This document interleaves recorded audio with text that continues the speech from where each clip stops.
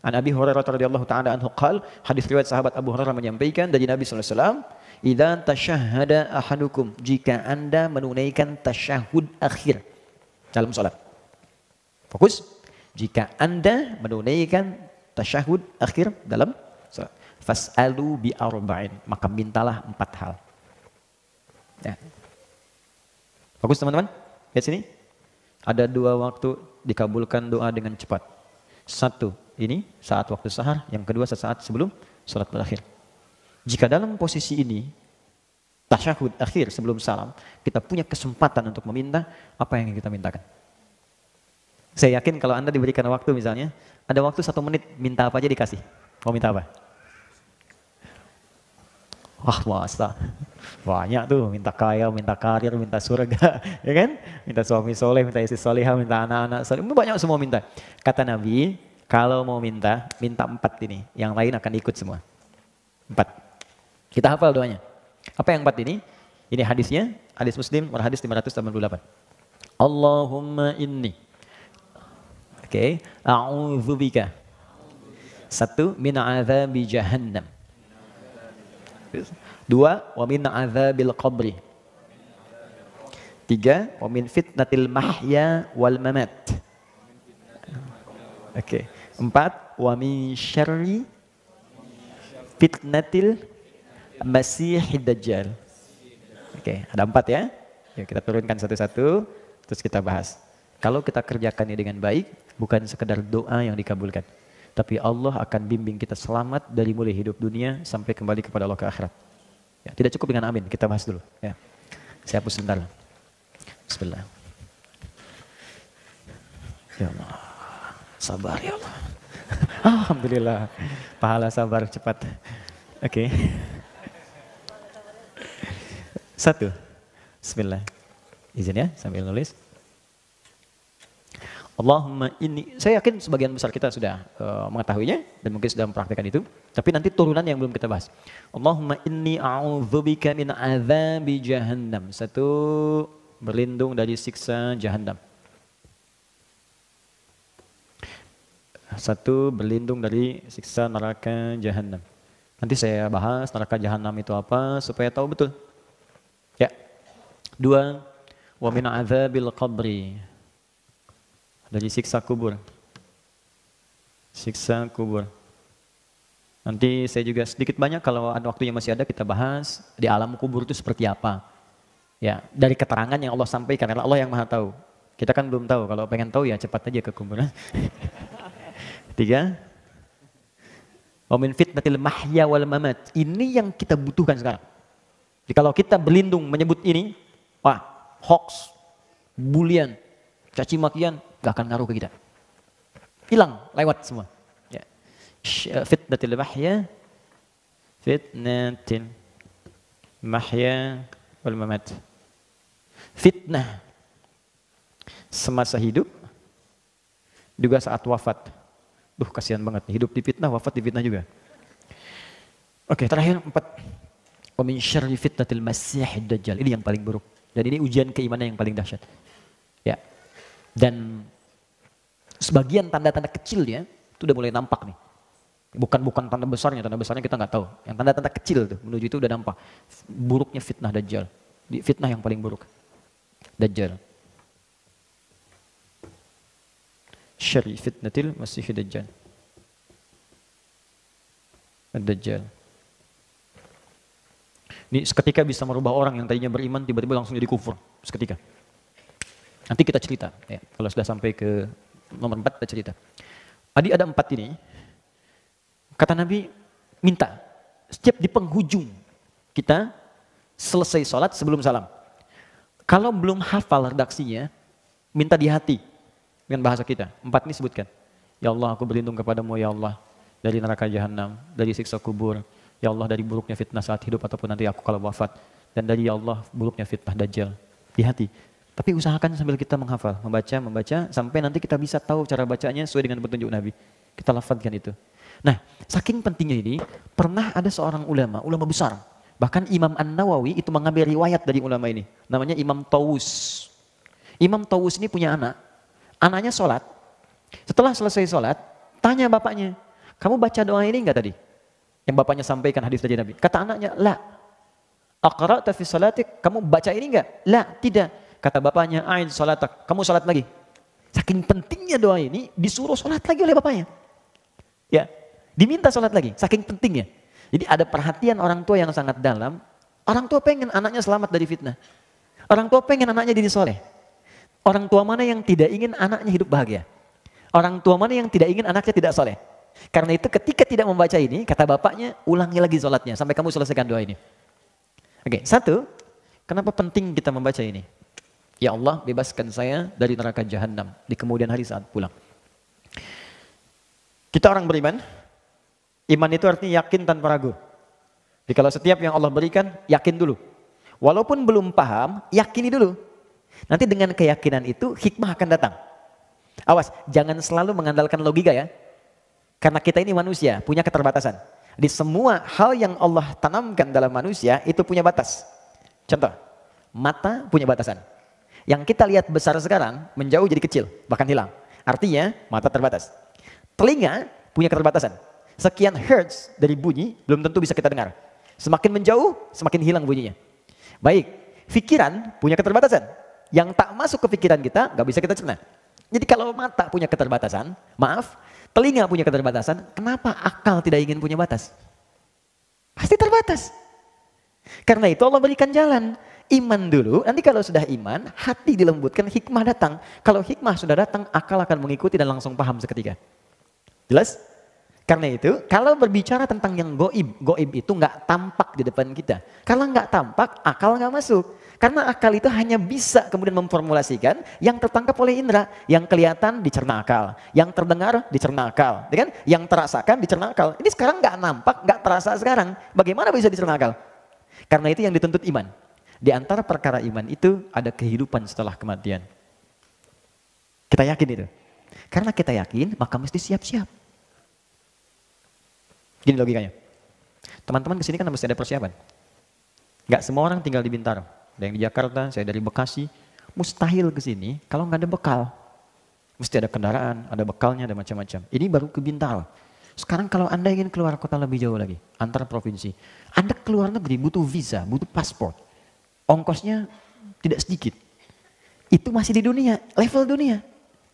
Sekarang Anda ingin keluar dunia, orang mau ke bulan aja bayarnya udah berapa sekarang?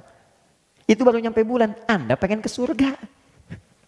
Firdaus lagi bersama Nabi. Ongkosnya mana? Bekalnya apa? Maka Allah turunkan amalan-amalan. Sama persis ketika itu tidak ada, maka jangan berharap Anda bisa datang ke sini. Jangan berharap Anda bisa ke bulan. Jangan berharap Anda bisa jalan, bisa haji, bisa umrah dan sebagainya. Maka kata Allah, jika orang pun pulang tak punya persiapan, dia nggak bisa ke surga. Tempatnya kemana? Hanya ada dua tempat. Satu ya neraka. Yang kedua A'raf. A'raf. Makanya ada surat Al-A'raf, surah ke-7. Intisarinya di ayat ke-45 sampai 47. Ya, Al-A'raf itu yang belum ke surga, yang tidak ke neraka. Jadi bekal ke surga belum cukup, ke neraka pun amalan nggak banyak-banyak amat dosanya gitu. Di 50-50, ini 50, ini 50. Tempatnya di sini. Dia bisa melihat semua yang di surga, tapi tak sanggup mendengar yang di neraka. Itu bahasa Qurannya. Tak sanggup mendengar, apalagi nengok. Logikanya begini, teman-teman malam nih 2:30 keluar dari hotel ini, tiba-tiba di atas pohon ada suara. Hihihi. Nengok nggak? Hah? Apa? Pasti Anda lari. Anda dengar suara itu udah lari, apalagi neraka. Orang teriak semua. Makanya kata Quran, nggak sanggup mendengar yang di neraka, tapi banyak mengamati yang di surga. Dan dengan rahmat Allah, maka dipindahkanlah dari sini ke surga. Setelah hisab selesai, satu harinya 1000 tahun. Satu harinya, nunggu di sini. Kalau nggak cukup ke sini, nggak cukup di sini, ya mampirnya ke sini. Tapi ada satu tempat di sini yang nggak bisa keluar lagi. Namanya neraka jahanam. Di neraka itu dibagi dua, neraka yang jahanam dan bukan jahanam. Ya bukan jahanam ya neraka juga, seneraka-nerakanya gitu kan. Ini paling ringan nih, yang paling ringan ini. Neraka paling ringan, tapi jangan diringan-ringankan ya, neraka juga gitu. Itu di Quran surah keempat ayat 56. Quran surah 4 ayat 56. Nanti Anda akan tahu di ujung apa yang saya maksudkan. Innal ladzina kafaru bi ayatina sawfa nuslihim nara. Orang-orang yang susah mengikuti petunjuk kami, sulit. Kafar itu teman-teman, ada 3 jenis. Ada kafir, ada kafar, ada kufar. Itu beda. Kalau kafar, itu perbuatan menyimpang. Dikeluar dari petunjuk Allah, ya Allah. Dikerjakan bisa oleh non-muslim, disuruh sholat, nggak sholat karena nggak ada iman kan. Bisa juga oleh orang yang mengaku muslim. Orang Islam tapi nggak mau sholat. Orang Islam nggak mau zakat, itu disebutnya kafar. Dia tidak keluar dari Islam, tapi mengerjakan perbuatan yang dikerjakan sama dengan orang yang tidak beriman. Dia mengatakan beriman tapi nggak mau sholat. Orang nggak beriman kan nggak sholat. Nggak beriman nggak zakat. Dia pun ikut-ikutan begitu. Maka disamakan kalimatnya dengan kafar, bukan kafir. Jadi dia tidak keluar dari Islam tapi mengerjakan perbuatan maksiat yang selevel dengan pelanggaran yang belum beriman. Karena itu ketika Allah mengatakan la in syakartum la azidannakum wa la in kafartum. Kalau kamu zakat, kamu infak, kamu bersyukur. Tapi kalau kamu kufur, bukan keluar dari Islam, cuman dia nggak mau zakat. Jelas? Nah, orang-orang ini kalau di dunia mengaku muslim tapi anti sholat, anti zakat, anti puasa, dia mengatakan dirinya muslim, tapi sulit beribadah, maka akan ditimbang. Kalau timbangannya banyak buruknya dan baiknya itu hanya sedikit, maka dia akan dicuci dulu di neraka untuk membebaskan yang kotor-kotornya. Nah, mana masuknya? Masuknya di nomor 4 tadi, Quran surah ke-4, ayat ke-56 tadi. Istilahnya kafar. Innalladzina kafaru, sungguh orang-orang yang ingkar, sulit mendengar apa yang aku sampaikan, aku arahkan, saufa nuslihim nara. Nanti yang paling ringan, itu akan ditarik oleh malaikat penjaga neraka langsung ubun-ubunnya. Dan maaf ya, malaikat penjaga neraka itu udah nggak punya selera humor. Nggak ada candanya. Quran surah 66 ayat ke-6. Ya, saya mohon maaf, saya lepas kacamata supaya saya nggak jelas. Ini saya nggak jelas lihatnya. Nggak jelas, jadi saya bisa enak aja ngelihat kemana-mana. Ya, itu nggak ada humor. Ghilafun shidad. Bengis. Keras, nggak ada ngajak bercanda.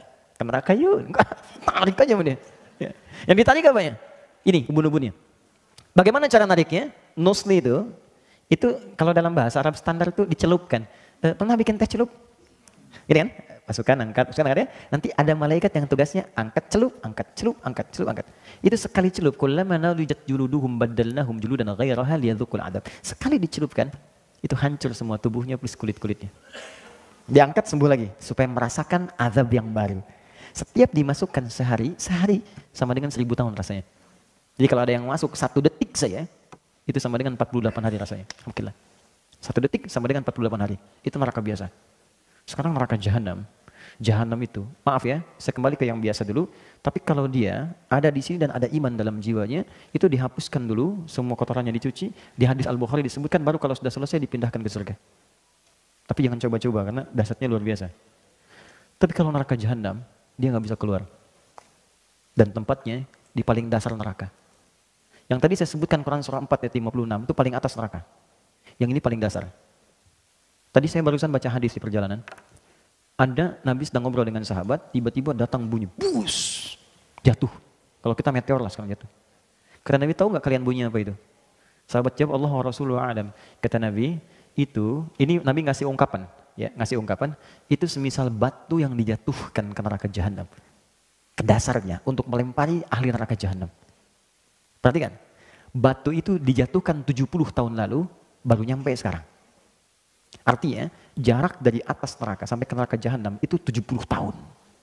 Saking dangkalnya di atas di bawahnya, keraknya paling bawah itu. Itu ketika dilemparkan itu, saking jauhnya, udah nggak bisa keluar.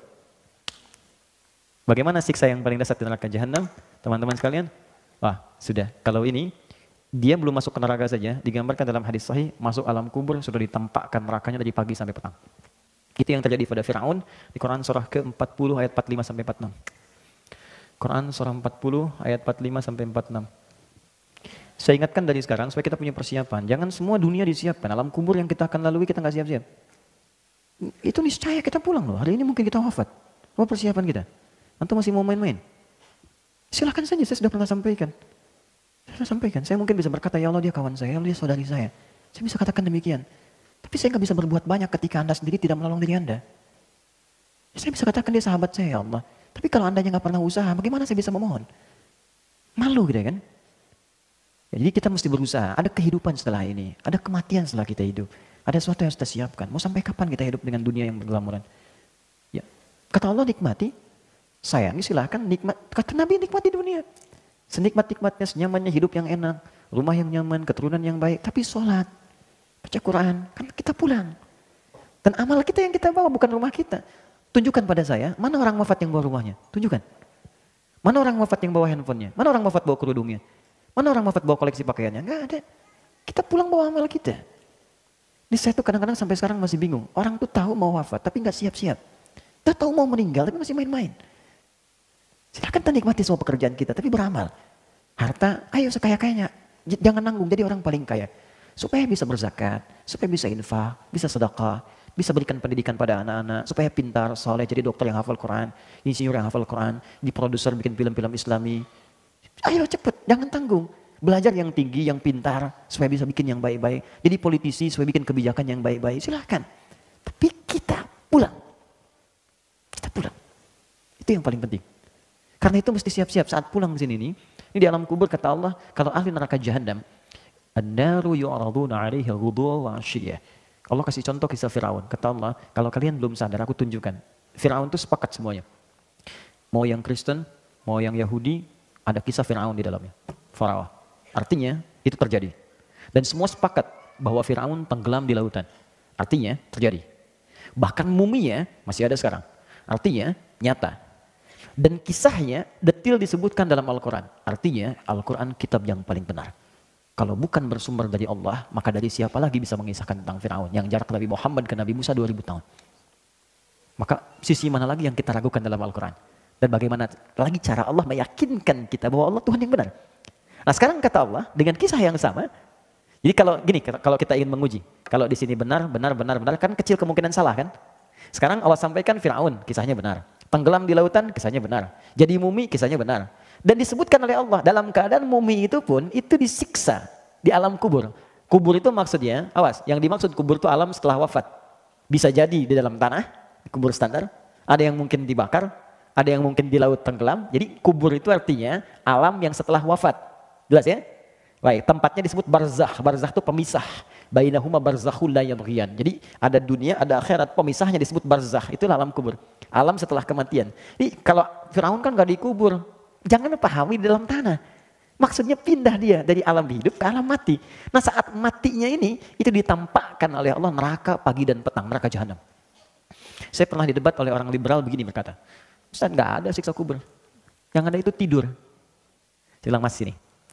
Kalau orang mimpi buruk dalam tidur, Anda mimpi ketemu kuntilanak saya bilang.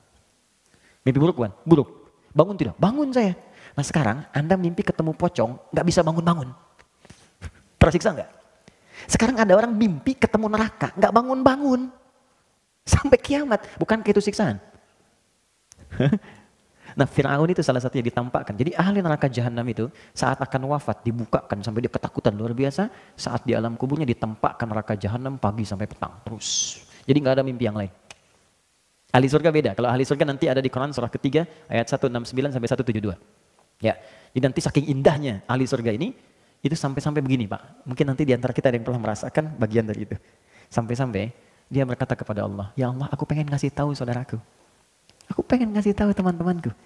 Wa yastabshiruna billadzina lam yalhaqu bihim min khalfihim alla khaufun 'alaihim wa lahum yahzanun. Kalau mereka mampu, mereka akan berkata pada saudaranya, kamu jangan takut, jangan tangisi aku. Kalau bisa cepat nyusul ke sini. Di sini lebih enak dari apa yang kamu kerjakan sekarang. Enggak ada tugas lagi, enggak ada beban lagi.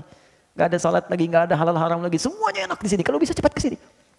Makanya di Palestina itu diajarkan. Jadi kalau ada seorang wafat, itu yang masih hidup tuh bagi-bagi manisan. Kenapa? Ini alhamdulillah sudah wafat duluan. Mudah-mudahan saya nyusul besok. Mudah-mudahan saya nyusul. Makanya syahid itu ditanamkan dari sejak kecil. Syahid itu banyak nanti.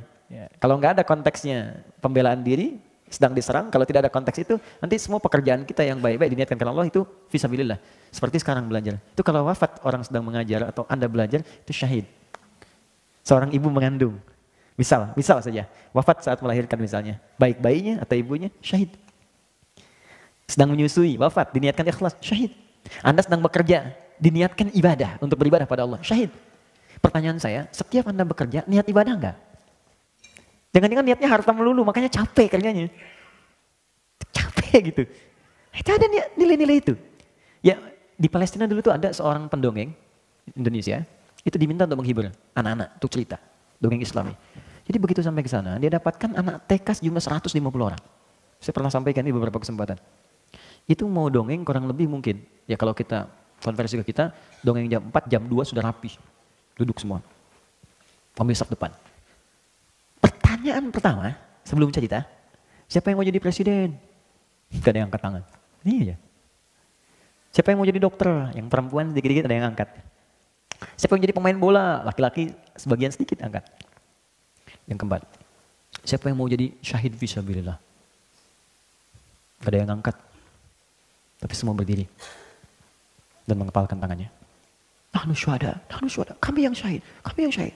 Terdengar saya mengatakan, saya akan nyusul paman saya akan nyusul kakak saya akan nyusul ayah saya akan nyusul paman saya. Semua mengangkat tangannya.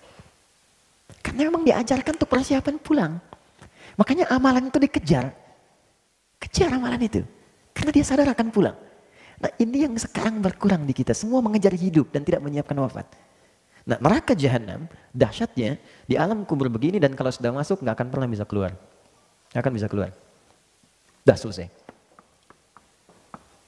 Walaupun dia beriman, ada orang beriman yang masuk neraka jahanam. Siapa orang itu? Orang yang beriman di lisannya tapi ingkar di hatinya. Disebut munafik namanya. Orang munafik ini tempatnya di neraka jahanam. Dalilnya Quran surah keempat ayat 140. Quran surah 4 ayat 140. Paling kiri sebelah bawah di mushaf. Wa qad nazzala 'alaikum fil kitabi an idza sami'tum ayatillahi yukfaru biha wa yustahza'u biha fala taqudu ma'ahum hatta yakhudu fi haditsin ghairi. Jika Anda mendengar ada orang-orang yang bahkan kata Quran gelarnya cukup tinggi, bagus, tapi dia memalingkan isi ayat-ayat Allah. Kadang-kadang memotong ayat-ayat, kadang mohon maaf ayatnya dialihkan kepada pengertian lain. Maka kata Allah jangan sertai mereka. Jangan celak juga. Udah diamkan aja, tinggalkan. Kalau Anda ikuti yang seperti itu, semua agama sama, menuju pada Tuhan yang sama, cuman caranya beda-beda. Anda ikuti seperti itu, ujung-ujungnya Anda nanti nggak sholat juga. Ujung-ujungnya nggak ibadah juga. Tinggalkan dulu mereka, sampai mereka taubat. Baru datangi lagi. Kata Allah, lihat ujung ayatnya. Innallaha jami'ul munafiqina wal kafirina fi jahannam jami'a. Allah akan himpun orang munafik dan orang-orang yang tidak mau beriman di akhirat nanti di neraka jahanam semuanya. Ingat, ada dua perbuatan yang bisa memasukkan seorang ke neraka jahanam. Kalau Anda berlindung menyebutkan ini, maka Anda akan dijaga dari dua perbuatan itu. Ya, pertama, tadi orang yang munafik, perbuatannya disebut nifak. Cirinya 3. Hati-hati, kalau Anda ciri ini melekat pada diri kita, segera tobat. Karena resikonya bahaya. Pertama nifak. Allahu Akbar. Orang yang disebut munafik. Cirinya 3. 1, idza haddatsa kadzaba. Kalau dia bicara dimanapun, hobinya berdusta. Ingat, hadisnya bukan hadatsa, tapi haddatsa. Beda antara hadatsa dengan haddatsa. Kalau hadatsa, sekali bicara. Mungkin ada orang yang terpaksa berdusta karena satu hal, bukan jadi kebiasaan. Kalau ini, setiap bicara, hobinya dusta. Jadi banyak dustanya dibanding biasanya. Ya, hati-hati nih. Rumah tangga tanya, kemana ya? Sini dulu, padahal enggak. Kebiasaan. Anak dari kecil ditanya misalnya, kemana? Awas hati-hati. Di kantor jadi biasa, terbiasa bermuamalah dusta. Hati-hati teman-teman, hati-hati. Kalau pilih-pilih pekerjaan yang baik-baik.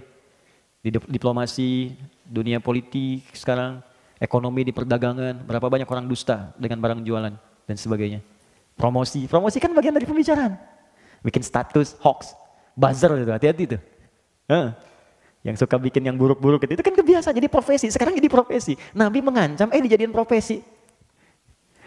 Nabi mengancam, jangan, hati-hati ini. Kamu bisa jadi munafik, dijadikan profesi. Itu bahaya. Nah, itu kalau nggak tobat, makanya kita doakan. Kalau malam bangun tuh doakan. Ya Allah, jadikan yang orang belum baik jadi baik. Ya Allah, bukakan pintu tobat untuknya, berikan dia hidayah. Ya Allah, aku tahu rahmatmu lebih luas daripada hukumanmu. Berikan mereka rahmatmu, berikan kami rahmatmu. Minta. Jadi jangan diperjelek juga, doakan lah. Mungkin ada yang statusnya buruk, ahli maksiat, doakan mungkin dia jadi orang paling soleh dibanding kita di kemudian hari. Ya, minta sama Allah. Mungkin Anda punya teman-teman, doakan dia. Minta, berikan kebaikan untuknya. Nah itu 1. Kemudian yang kedua, ciri orang munafik, ini hobi dusta, 1 hobi dusta. Nah, kemudian yang kedua, wa idza wa'ada akhlafa, sering ingkar janji.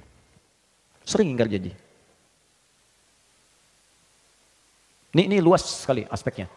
Ya bisa di bab bisnis, bisa di bab apa saja, termasuk standar kehidupan. Jadi bukan sekali 2 kali, bukan karena kondisi terpaksa, tidak. Tapi memang hobinya begitu.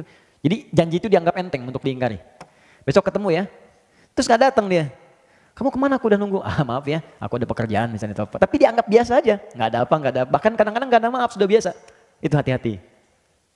3. Wa idza tu'mina khana. Nah, itu yang paling bahaya. Kalau diamanahi, dia berkhianat. Banyak berkhianat. Khianat.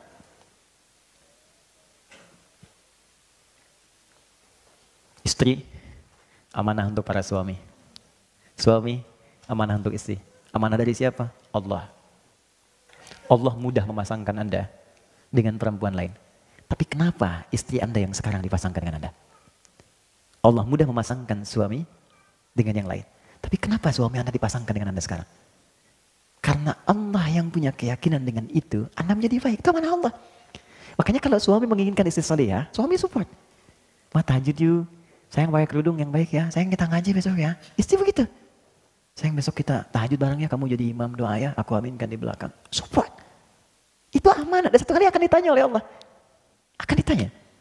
Anak-anak amanah. Sudah berapa banyak anak Allah amanahkan kepada Anda? Sudah sejauh apa Allah mendekatkan dia dengan Anda mendekatkan dia dengan Allah? Itu amanah. Satu kali akan ditanya.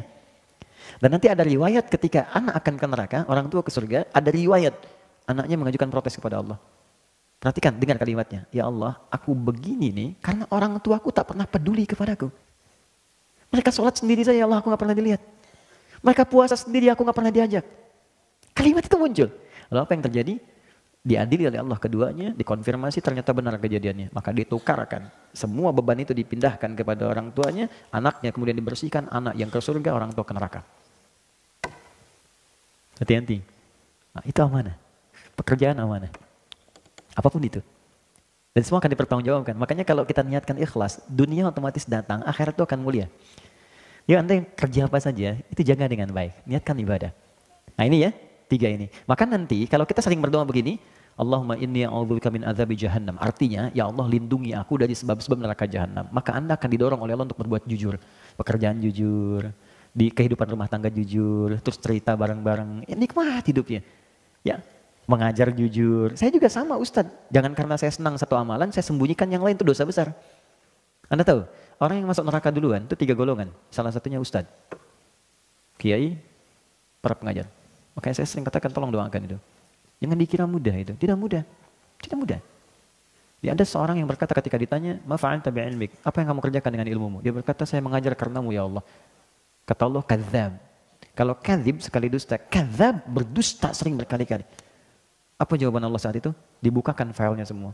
Kamu itu mengajar hanya untuk cari popularitas. Kamu hanya mengajar untuk cari materi, cari amplop, cari macam-macam. Lemparkan dia ke neraka. Dibawa, ditarik malaikat, dilemparkan. Oke, tolong jangan bebani saya dengan hal semacam itu. Ya, saya sering katakan di setiap tempat, saya tidak pernah memasang apapun itu urusan dunia. Saya transaksi saya dengan akhirat, bukan dengan dunia. Dapat yang saya bisa, saya akan usahakan sendiri. Kalau saya belum punya kemampuan, kita berbagi. Itu yang saya pegang. Sampai saat ini. Alhamdulillah Allah cukupkan. Saya dari kepala sampai ujung kaki nggak pernah beli sampai hari ini. Demi Allah saya katakan, ini peci, kacamata, belum satu rusak sudah datang yang lain. Ini baju dikasih. Hampir saya copot tadi buat Mas Dude. Nanti habis selesai saya copot. Ya. Wah, ini celana sama, jam sama, hampir semua, hampir sampai saat ini. Siapa yang kasih? Allah. Dan saya nggak pernah minta apapun. Tunjukkan pada saya di mana saya ceramah, saya minta tarif, minta amplop. Semua saya datang. Dan berusaha, karena kita nggak tahu di titik mana kita bisa gagal. Popularitas dan sebagainya. Itu yang paling berbahaya. Yang kedua, orang kaya yang mengaku sering dermawan, sering nyumbang.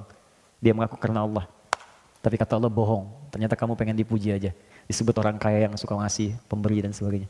Ketiga, mujahid fisabilillah. Dia mengatakan karena Allah. Kata Allah bohong. Kamu disebut tuh karena hanya disebut sebagai orang hebat aja, perang dan sebagainya.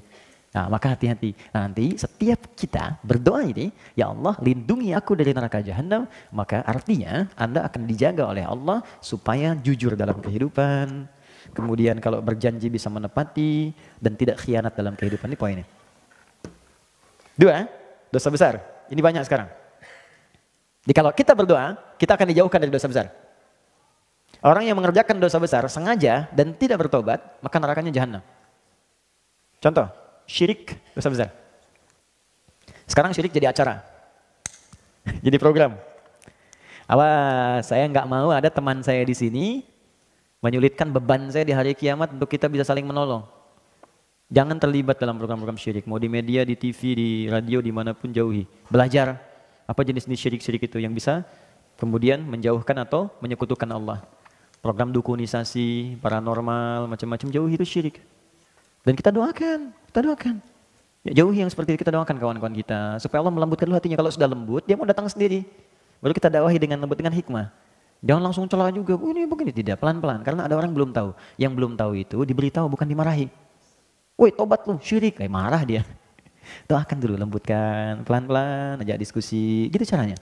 Fir'aun sekejam-kejamnya masih disuruh Nabi Musa untuk bisa berdakwah dengan lembut. Quran surah 20 ayat 43 sampai 44. Kata Allah, Musa Harun, pergilah kepada Fir'aun. Idhaba ila Fir'aun innahu tagha. Dia sudah mulai menyimpang. Faqula lahu qawlan layyina, dan dakwahi dengan lembut. La'allahu yatadzakkar aw yakhsha, mungkin dengan kelembutan itu dia sadar. Maaf ya. Kita dengan Nabi Musa masih soleh Nabi Musa. Dengan Harun masih soleh Nabi Harun. Teman kita dengan Fir'aun masih buruk Fir'aun. Teman kita itu bukan Fir'aun, dan kita tidak lebih baik dibandingkan Musa dan Harun. Kalau Musa dan Harun diminta berbuat lembut, kenapa kita mesti mencela? Ya, makanya saya sering katakan, kalau Anda ngaji, jadi menjadikan Anda pandai mencela, Anda ngaji apa? Apa yang Anda bahas? Oke, ini dosa besar. Dari mana taunya Ustaz dosa besar itu? Saya ambil contoh gini, maaf ya, kalau syirik itu udah selesai, tuntas babnya. An-Nisa 48 sudah ada, diulang lagi nanti di An-Nisa 116 ke bawahnya. Sekarang, pembunuhan. Berapa banyak sekarang jadi hiasan di berita kita? Kayaknya kok jadi berita yang ringan gitu. Tewas ketika dibunuh ini. Ada kok jadi konsumsi harian? Apa orang nggak baca Quran? Quran surah keempat. Ayat 92 sampai 93. Wa may yaqtul mu'mina muta'ammida. Orang yang sengaja merencanakan pembunuhan. Satu orang saja. Apalagi korbannya orang beriman. Fajaza'uhu jahannam. Kata Allah, balasannya aku langsung siapkan neraka jahannam. Kalau tidak tobat. Sengaja merencanakan pembunuhan. Pembunuhan berencana. Khalidan fiha, aku jamin kekal di dalamnya, enggak akan keluar. Wa ghadiballahu alaihi, Allah murka kepadanya. Wa la'anahu, dilaknat dia. Wa a'adda lahu 'adzaban 'azima, dan dijanjikan mendapatkan siksa yang berlipat dari neraka biasa. Sekarang tunjukkan pada saya, orang beriman mana yang cita-citanya masuk neraka jahanam. Makanya kalau ngajinya benar, itu nggak akan ada kekerasan seperti ini. Kok tiba-tiba muncul bom panci, bom kulkas, bom teflon. Saya waktu kejadian bom jalan Tamrin itu, malah kaget, saya sedih saya. Sedih sekali. Terus di Lampung ngajar. Polos lagi ditanya sama jemaah, Ustadz, apakah bom di jalan Tamrin termasuk jihad fisabilillah? Pak, sependek pengetahuan saya, jihad fisabilillah itu jihad di jalan Allah, Pak, bukan jalan Tamrin. Hati-hati ya, kalau nanti ngaji ada orang ngajak tiba-tiba mencela saja sudah buruk. Nih, ini ya. Kalau Anda ada yang ngajak ngaji, terus pandai mencela orang, itu di hadis Muslim, hadisnya sahih. Riwayat sahabat Abu Hurairah. Hadisnya disebut orang muflis. Kata Nabi begini, ya'ti yaumal qiyamati, kalau Nabi katakan pasti benar. Bisolatin, akan ada orang di hari kiamat membawa pahala yang banyak amalnya. Jadi rajin sholatnya. Jadi saat di dunia itu dia belajar, terus dia rajin sholat. Berubah. Wa zakatin, pandai berzakat. Wa siyamin, rajin puasa. Cuman sayang, wa ya'ti qad syatama hadza. Cuman suka mencela si fulan. Wa qadzafa hadza, menuduh si fulan. Wa akala mala hadza, mengambil hak si fulan. Wa daraba hadza, senang berselisih, berkelahi, wa safaka dama hadza. Bahkan ada yang menumpahkan darah dan menyebut nama Allah di dalamnya. Sekarang kejadian. Kalau terjadi seperti itu kata Nabi, tu'khadhu hadza min hasanati wa hadza min hasanati. Kalau ada orang mencela dan dia salat, maka pahala salatnya diambil diberikan pada yang dicela itu. Makanya kalau ada yang nyela, ada yang bully, jangan marah. Itu sedang transfer pahala. Kita doakan supaya baik. Dan gak usah bikin status, alhamdulillah sedang ditransfer pahala sama si dia. Habis. Terusin aja. Ya, itu rumus. Jadi ketika dicela pindah. Difitnah pindah, pahalanya pindah. Nanti ketika habis fa in faniyat hasanatu, habis kebaikannya, tersisa keburukan. Maka diambillah keburukan orang itu, ditimpakan kepada dia, fatulha finnar, ditimpakan ke neraka. Itu poinnya. Maka hati-hati ya teman-teman, zina dosa besar. Awas hati-hati. Makanya kalau penyebab kepada zina, kita tutupi sekarang. Yang perempuan hati-hati. Ya, berdandan yang baik, tapi jaga hati-hati. Jangan sampai salah berniat dalam berdandan. Ingin dilihat, siapa yang lihat?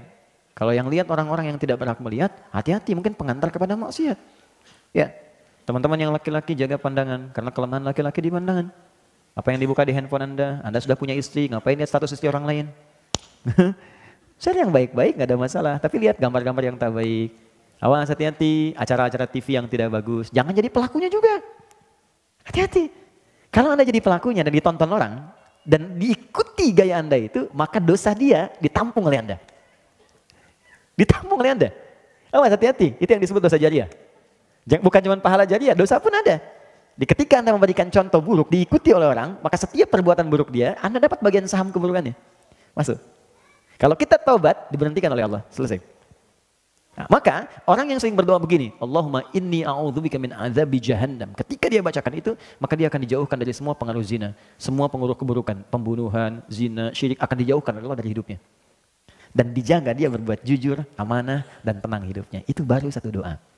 Bayangkan kalau kejujuran ada di rumah tangga, ketenangan ada di pekerjaan, kenikmatan ada, amanah dalam kehidupan. Apa yang kurang bahagia yang bisa kita rasakan? Baru satu kalimat. Kita berhenti dulu di kalimat ini. Azab kubur kita simpan dulu, alhamdulillah. Sebagian sudah saya sampaikan, jadi saya anggap ini masuk. Amalannya sudah saya terangkan tadi. Fitnah kehidupan, saya tutup sampai sini dulu, setelah itu kita diskusi sebentar. Yang ini saya simpan karena ini pembahasannya cukup luas. Saya bagi fitnah dulu kepada dua bagian. Fitnah, pakai F ya, bukan P. Katanya orang Sunda susah bilang fitnah, padahal itu fitnah ya. Oke. Apa itu fitnah? Fitnah itu dia punya beberapa arti. Satu, bisa berarti sesuatu yang menarik. Menarik. Makanya harta disebut fitnah. Karena banyak menarik orang untuk bisa mendapatinya. Anak-anak disebut fitnah. Karena banyak orang mengharapkan punya keturunan, anak, dan seterusnya. Ujian itu fitnah. Tuduhan itu fitnah. Nah, yang dimaksud di sini adalah hal-hal negatif yang terkait dengan aktivitas kehidupan kita. Misal, tuduhan yang kerjakan orang kok yang kena kita. Atau, maaf, fitnah di keluarga, anak-anak. Orang tuanya soleh, anak-anaknya buruk. Fitnah di harta benda, hati-hati. Tidak bisa menggunakan harta sesuai ketentuan Allah. Orang menggunakan untuk sedekah, dia pakai buat nyogok, dia pakai buat korupsi dan sebagainya. Itu fitnah. Ada fitnah yang terjadi selama kita hidup. Dan itu sudah nampak sekarang, banyak. Yang kerjakan orang dituduh orang lain. Ada rekayasa, ada macam-macam, dan itu banyak hal dalam aspek kehidupan kita. Nah, ternyata sebagian umumnya manusia tidak bisa lepas dari ini, fitnah kehidupan. Tapi kita bisa memproteksi ini dengan memohon kepada Allah sang pemilik segalanya. Untuk menutup semua pintu-pintu itu, bukan gak dapat fitnah. Sebelum fitnahnya kita alami, langsung Allah tutup. Sehingga kita tidak masuk ke dalamnya. Maka anak-anak kita, teman-teman kan merawat di rumah tuh. Mohon izin ya, Anda kan merawat di rumah bisa Anda kontrol. Apa yang dia lihat, apa yang dia baca. Sekarang anak kita sekolah, siapa yang jaga dia? Apa yang dia makan, bagaimana bisa Anda tahu? Anda sudah capek mengandung 9 bulan 10 hari, melahirkan, memberikan ASI. Teman-teman merawat peluh kesahnya. Tiba-tiba ketemu teman yang menjauhkan dia dari kebaikan pada Anda. Bukan Anda akan kecewa? Saya pernah menangani kasus ini Pak. Orang tua soleh, anak disekolahkan di sekolah Islam. SD, SMP, SMA. Tapi kurang kontrol. Begitu mau masuk kampus, dianggap cukup bekalnya. Maka dia boleh bebas pilih kampus. Maka masuklah dia ke kampus umum, yang aturan di kampus itu mesti ikut atau bergaul dengan teman-teman yang bahkan tidak seagama. Dia tidak pulang 2 pekan. Setelah ospek itu, begitu pulang dia minta izin pindah agama. Tuh. Jadi ada fitnah kehidupan. Bisa terkait harta, keluarga, pekerjaan. Ada hal-hal yang tidak kita kerjakan, tiba-tiba kita ya kenain. Ada aspek harta benda yang salah penggunaan. Ada di keluarga yang terlibat tindakan yang buruk. Itu masuk disebut dengan fitnatul mahya. Segala ujian kehidupan, hidup yang menjadi beban. Rasanya jadi beban untuk kita. Ya. Sudah? Yang kedua, ada konotasi yang positif. Tapi kalau nggak dikerjakan, jadi negatif. Yang kedua ini artinya, ujian yang diberikan pada orang lain, tapi kita diminta belajar dari hikmah itu. Yang mengalami ujiannya disebut dengan bala namanya. Bala. Cukup sekali ya. Kalau 2 kali jadi bala-bala. Bala. Oke. Atau ibtala. Misal, hujan nih. Banjir kan? Banjir, banjir, banjir, banjir misalnya. Ada tempat tuh. Kalau banjirnya mengenai saya misalnya langsung seketika, nah maka itu bala buat saya. Ibtala, saya diuji. Nah sekarang, bagi Anda yang tidak kedapatan banjir, diminta belajar dari situ. Kenapa di sana banjir? Misal, karena saluran kurang bagus, kan? Karena nggak sampai, ya. Kenapa di Aceh misalnya kena tsunami begini? Oh, karena mungkin ada kejadian-kejadian di pantai begini, air laut nggak stabil, berarti mesti siap-siap. Kalau tinggal di pantai lagi misalnya rumahnya ditarik agak sedikit ke darat dan sebagainya, bikin persiapan. Ujian yang terjadi di tempat lain, tapi kita yang diminta belajar dari situ disebut fitnah untuk kita. Ada orang jalan di tengah jalan, harusnya di pinggir di jalan. Kena dia oleh mobil. Maka fitnah buat kita, maksudnya jangan sampai kita melakukan hal yang sama di kemudian hari. Karena itu boleh jadi sekarang yang banyak ditampilkan di media, ada pembunuhan, ada penipuan, ada korupsi, ada macam-macam, sebetulnya salah satunya fitnah untuk kita. Maksudnya yang mengalami orang lain tapi kita diminta belajar jangan melakukan hal yang sama. Jelas? Itu konteks yang positif, tapi bisa jadi kemudian negatif kalau dia tidak dikerjakan. Nah, terakhir ada orang meninggal masih difitnah juga. Itu paling gak enak. Sudah meninggal masih dituduh juga, kasusnya masih dibuka juga, kadang-kadang jasadnya dikeluarin lagi, ini lagi, cek lagi, itu lagi. Hidup aja sudah susah, meninggal makin susah lagi.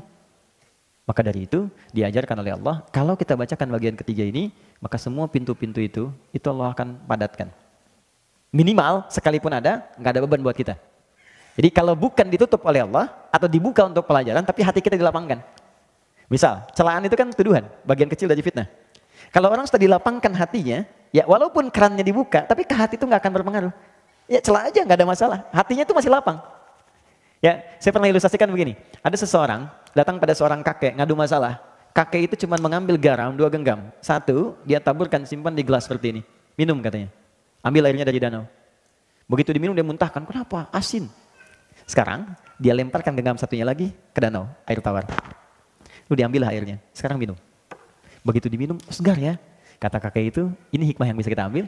Demikianlah kehidupan kita. Kalau hati kita sekecil gelas ini, maka persoalan kecil pun akan jadi besar dalam hidup. Tapi kalau hati kita bisa lapang, seluas danau ini, yang besar pun akan terasa kecil dan tidak berpengaruh dalam kehidupan. Itulah meluaskan sesuatu disebut dengan insyirah. Yang luas disebut syarah. Maka turunlah surah Al-Insyirah yang menyatu dengan surah Al-Duha itu. Tadi kan kalimatnya, alam nashrah laka sadra wa wada'na anka wizrak alladzi anqadha dhahrak. Kalau hatinya sudah luas, beban yang datang di dalam tubuh kita pun yang menjadikan berat dari kepala sampai kaki akan dilapangkan oleh Allah. Maka ditutup dengan kalimat indah. Inna ma'al usri, setiap kesulitan paling sulit pun kadang-kadang bisa selesai oleh orang ini dengan senyuman saja. Yusrun, kemudahan yang paling mudah. Maka orang yang baca doa ini itu akan dilapangkan oleh Allah sehingga kesulitan-kesulitan di hadapan diri dia ringan semua, kadang-kadang cuma senyum aja. Ada yang begini, ada masalah, selesai nih. Dah. Macet orang tantin-tantin klakson. Alhamdulillah bisa baca Quran. Ya, terlambat bagaimana ya? Bilangannya terlambat macet. Emang kenapa? Diberhentikan pekerjaannya, cari pekerjaan lain, rezeki sudah diatur. Lapang sekali gitu hatinya tuh. Ya. Kalau begini bagaimana? Akan belum kejadian. Tenang gitu. Nah, cukup ya? Saya kira sementara itu manfaat doanya. Terakhir fitnah Dajjal. Nanti siapa itu Dajjal? Bagaimana ciri-ciri Dajjal? Seperti apa bentukan Dajjal? Nanti kita bahas di pertemuan berikutnya dengan melengkapi salam dan amalan setelah salam. Ya, tapi tanda-tanda kecil dari Dajjal itu sekarang sudah muncul. Dajjal itu dahsyatnya nanti gini. Dia nunjuk ke langit hujan-hujan. Makanya ada orang menganggap dia Tuhan. Ya, tiba-tiba langsung hilang imannya. Dia bisa menunjuk, memukul kuburan, bangun. Hujannya begitu. Nanti yang dibunuh, yang membunuh dia, nanti Imam Mahdi atas petunjuk Nabi Isa alaihissalam. Ya, nanti turun ke bumi, menyelesaikan itu. Tapi sekarang tanda-tanda kecil tuh ada. Ada yang minta bantuan jin tertentu, melakukan amalan-amalan Dajjal. Ya, apa di antara amalannya? Nanti kita lihat di pertemuan berikutnya insya Allah.